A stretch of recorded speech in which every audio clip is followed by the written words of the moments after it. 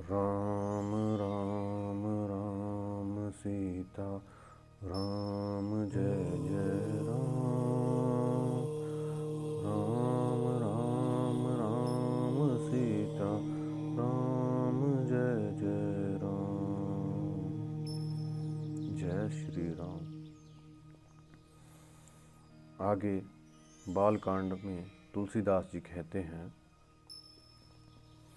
गिरि कानन जह तह भरी पूरी, रहे निज निज अनेक रुचि रूरी। यह सब रुचित चरित में भाषा, अब सो सुनहूँ जो बीच ही राखा। अर्थात वे पर्वतों और जंगलों में जहाँ तहाँ अपनी अपनी सुंदर सेना बनाकर भरपूर छा गए। यह सब सुंदर चरित्र मैंने कहा, अब वो चरित्र सुनो जिसे बीच ही में छोड़ दिया गया था। अवधपुरी में रघुकुल शिरोमणि दशरथ नाम के राजा हुए, जिनका नाम वेदों में विख्यात है। वे धर्म धुरंधर गुणों के भंडार और ज्ञानी थे। उनके हृदय में शंख धनुष धारण करने वाले भगवान की भक्ति थी और उनकी बुद्धि भी उसी में लगी रहती थी। उनकी कौशल्या आदि प्रिय रानियां सब पवित्र आचरण करने वाली थी। वे विनीत और पति के अनुकूल चलने वाली थी और श्री हरि के चरण कमलों में उनका दृढ़ प्रेम था। एक बार राजा के मन में बड़ी ग्लानि हुई कि मेरे पुत्र नहीं हैं। राजा तुरंत ही गुरु के घर गए और चरणों में प्रणाम कर बहुत विनय की। राजा ने अपना सारा दुख गुरु को सुनाया। गुरु वशिष्ठ ने उन्हें बहुत प्रकार से समझाया, धीरज धरो, तुम्हारे 4 पुत्र होंगे जो तीनों लोकों में प्रसिद्ध और भक्तों के भय हरने वाले होंगे। वशिष्ठ जी ने श्रृंगी ऋषि को बुलाया और उनको शुभ पुत्र कामेष्टि यज्ञ करवाया। मुनि के भक्ति सहित आहुतियां देने पर अग्निदेव हाथ में चरु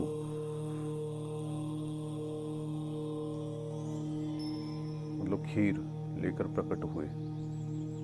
वशिष्ठ ने हृदय में जो कुछ विचारा था, तुम्हारा वह सब काम सिद्ध हो गया। हे राजन, तुम जाकर इस पायस को जिसको जैसा उचित हो वैसा भाग बनाकर बांट दो।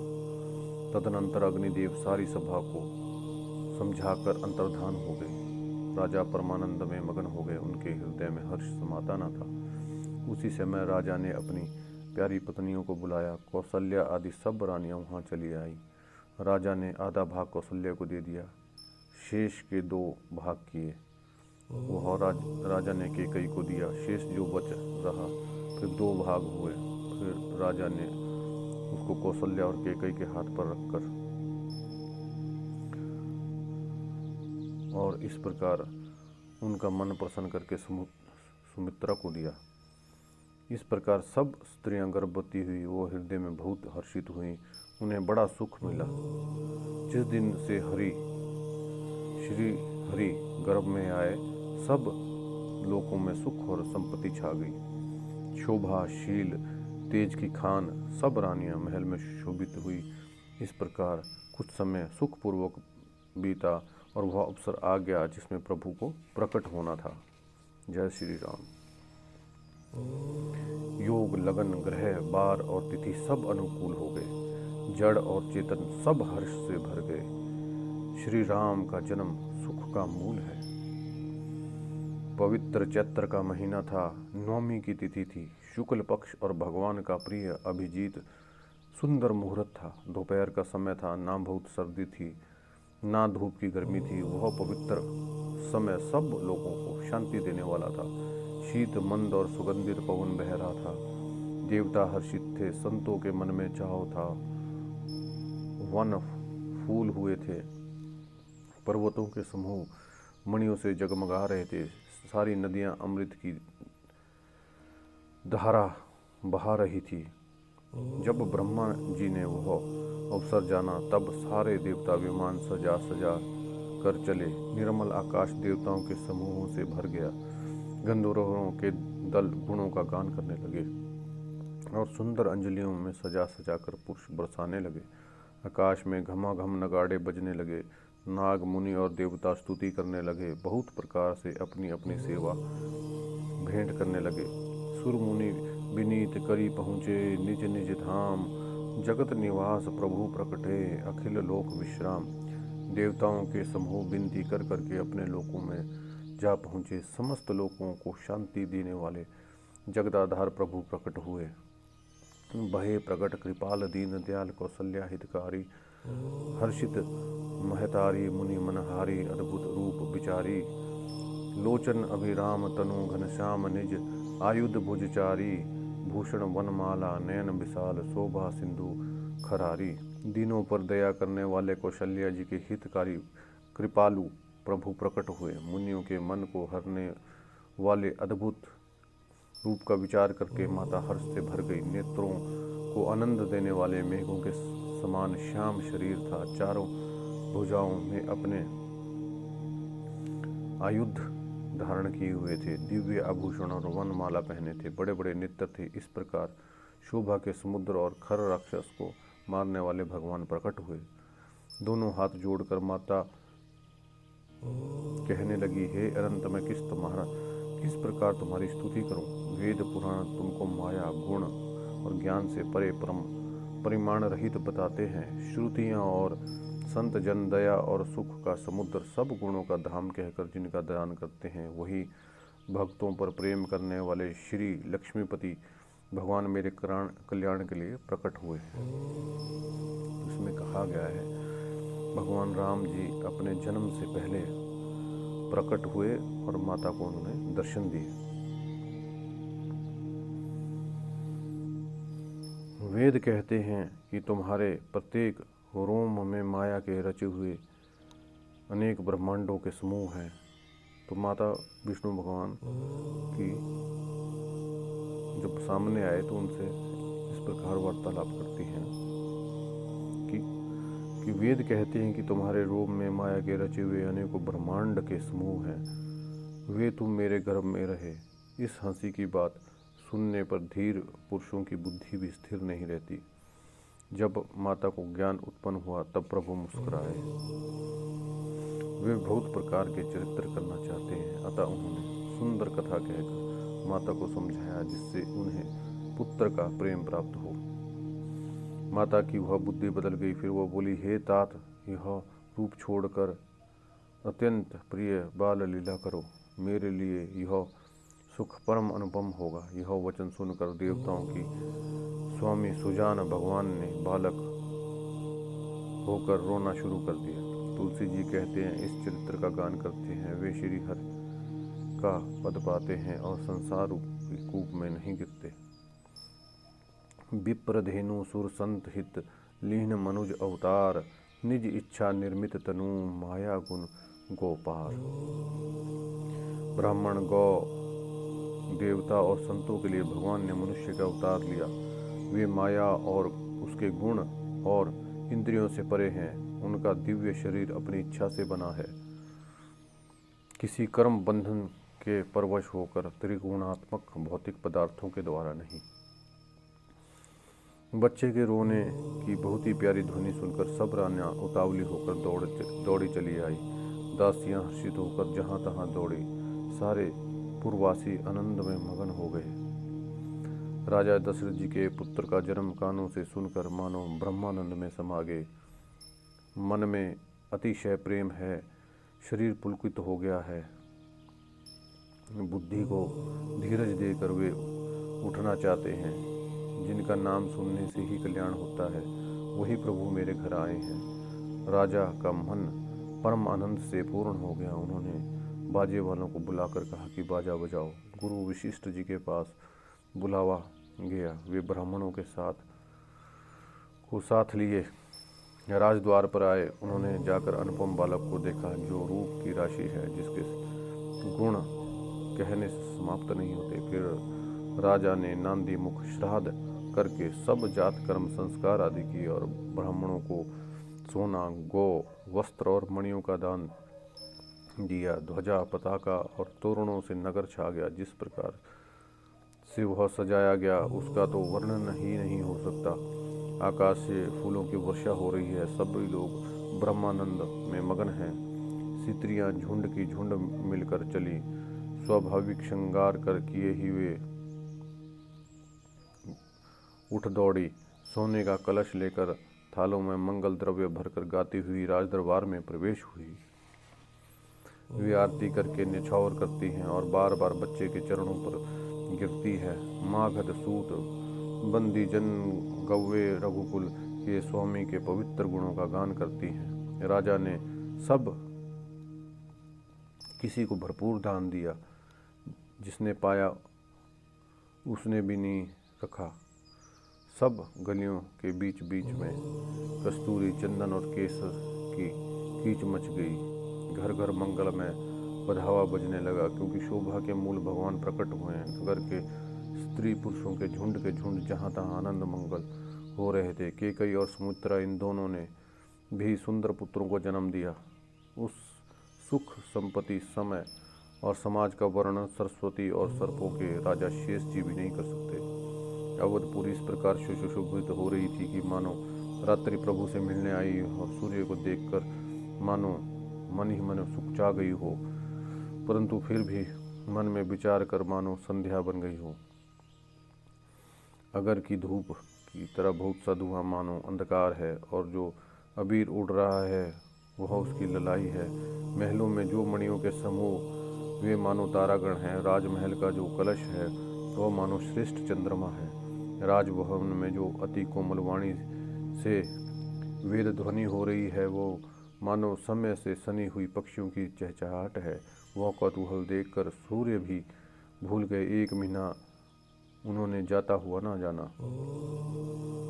अर्थात उन्हें एक महीना वहीं बीत गया।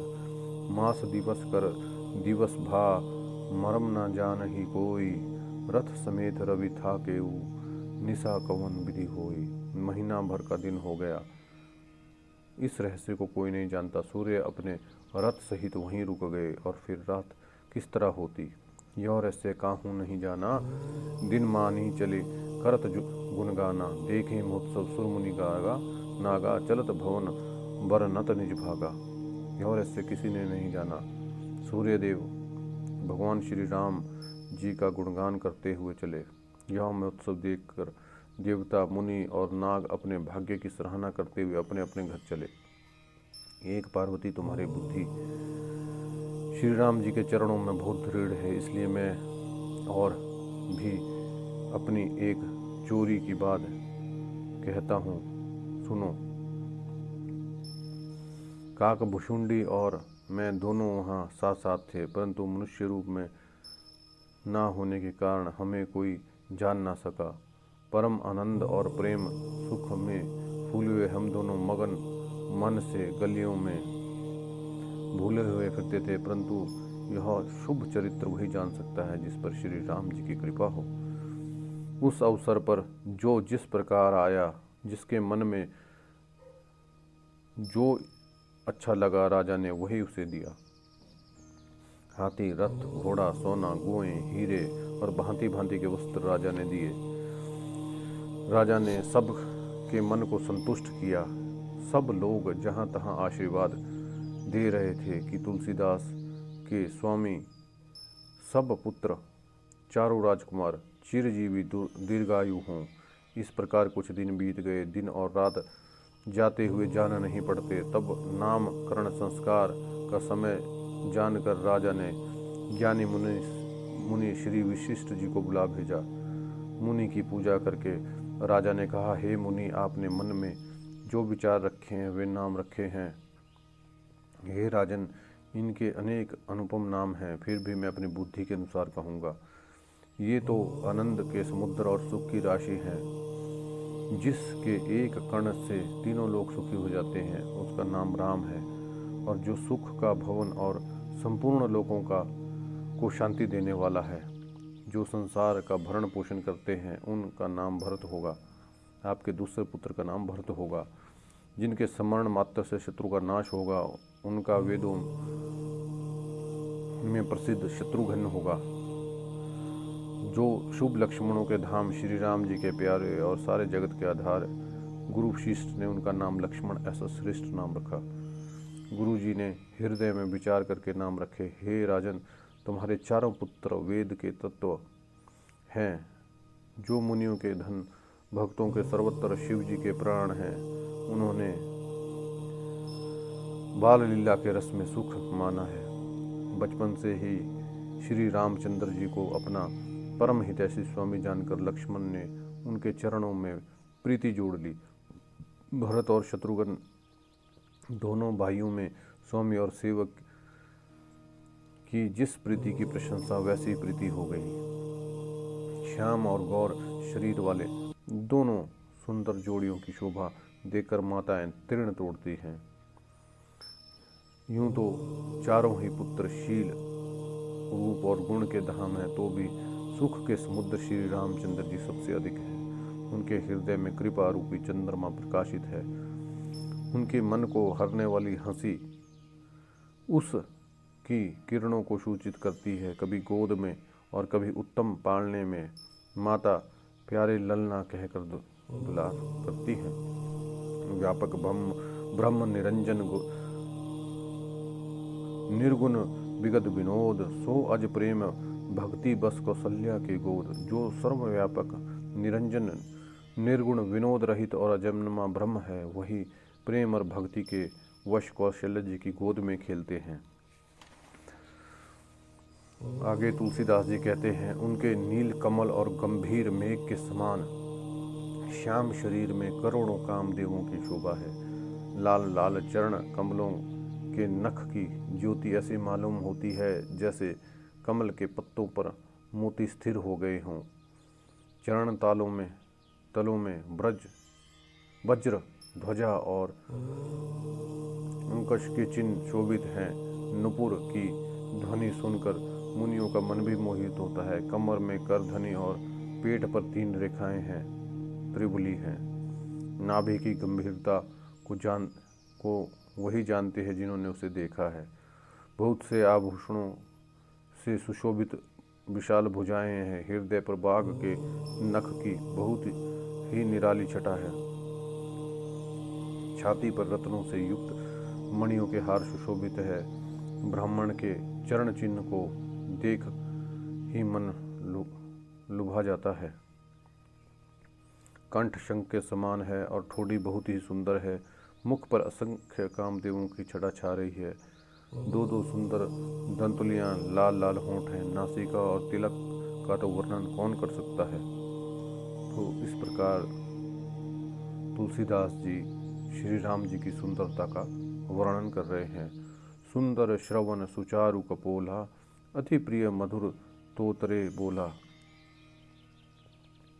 सुंदर कान और बहुत ही सुंदर गाल हैं। मधुर तोतले शब्द बहुत ही प्यारे लगते हैं।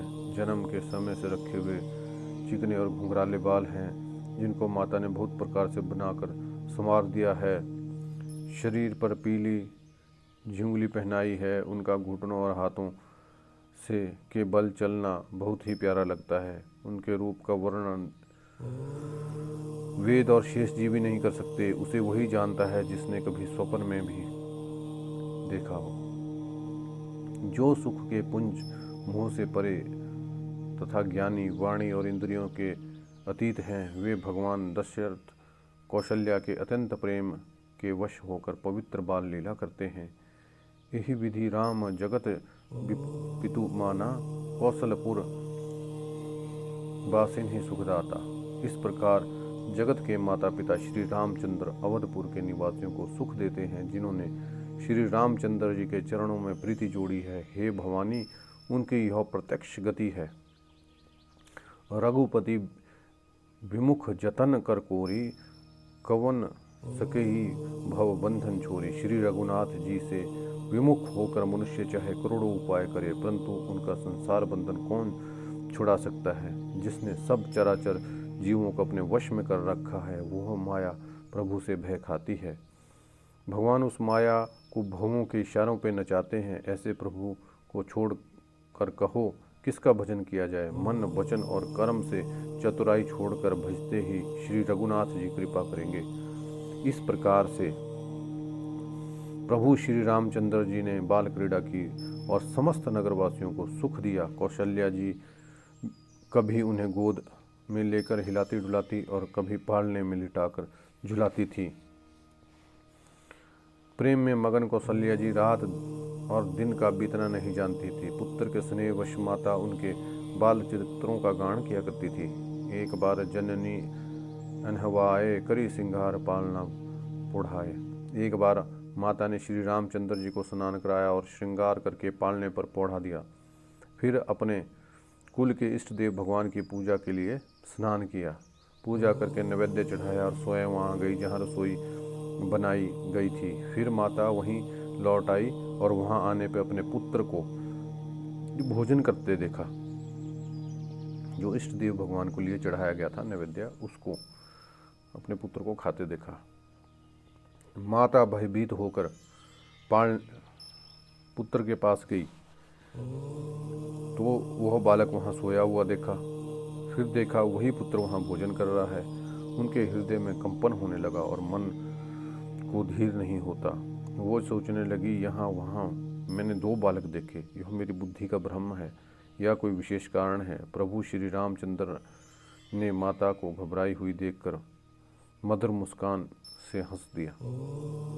फिर उन्होंने माता को अपना अखंड अद्भुत रूप दिखलाया, जिसमें एक एक रोम में करोड़ों ब्रह्मांड लगे हुए थे।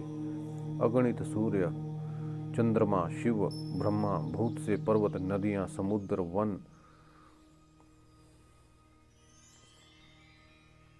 पृथ्वी, काल, धर्म, गुण, ज्ञान और स्वभाव देखे। वे पदार्थ भी देखे जो न कभी सुने थे। देखी माया सब विधि गाढ़ी, अति सभीत जोरे कर ठाड़ी।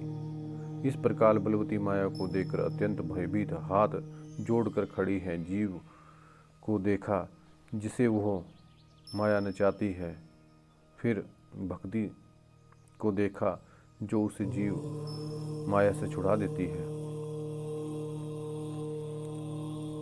तन पुलकित मुख बचन न आवा, नयन मोदी शरणिन सिरु नावा। शरीर पुलकित हो गया, मुख से वचन नहीं निकलता। तब आंखें मूंद कर उन्होंने श्री राम जी के चरणों में सिर नवाया। माता को आश्चर्यचकित देखकर खर के शत्रु श्री राम जी फिर बाल रूप हो गए। माता से स्तुति भी नहीं की जाती। वह डर गई थी कि मैंने जगतपति परमात्मा को पुत्र करके जाना। श्री हरि ने माता को बहुत प्रकार से समझाया, हे माता सुनो, यह बात कहीं पर नहीं कहना। कौशल्या जी बार बार हाथ जोड़कर विनय करती, हे प्रभु मुझे आपकी माया अब कभी ना व्यापे। भगवान ने बहुत प्रकार से लीलाएं की और अपने सेवकों को अत्यंत आनंद दिया। कुछ समय बीत जाने पर चारों भाई बड़े होकर कुटुंब को सुख देने वाले हो गए। तब गुरु जी ने जाकर चूड़ाक्रम संस्कार किया। ब्राह्मणों ने फिर बहुत सी दक्षिणा पाई। चारों सुंदर राजकुमार बड़े ही मनोहर अपार चरित्र लेकर फिरते थे। जो मन, वचन और कर्म से गोचर हैं वही प्रभु दशरथ जी के आंगन में विचर रहे हैं। भोजन करने के समय जब राजा बुलाते हैं तो वे अपनी बाल सखाओं के समाज को छोड़कर नहीं आते। कौशल्या जी जब बुलाने जाती है तब प्रभु ठुमक ठुमक भाग चलते हैं, जिनका वेद नीति कहकर निरूपण करते हैं। और शिव जी ने जिनका अंत नहीं पाया, माता उन्हें हठपूर्वक पकड़ने के लिए दौड़ती हैं। फिर वे शरीर में धूल लपेटे हुए आए और राजा ने हंसकर उन्हें गोद में बिठा लिया। भोजन करते हैं पर चित्त चंचल है। अवसर पाकर मुंह में दही भात लपटाए किलकारी मारते हुए इधर उधर भागते हैं। श्री रामचंद्र जी बहुत ही सरल और सुंदर बाल लीलाओं का सरस्वती, शेष जी, शिव जी और वेदों ने गान किया है।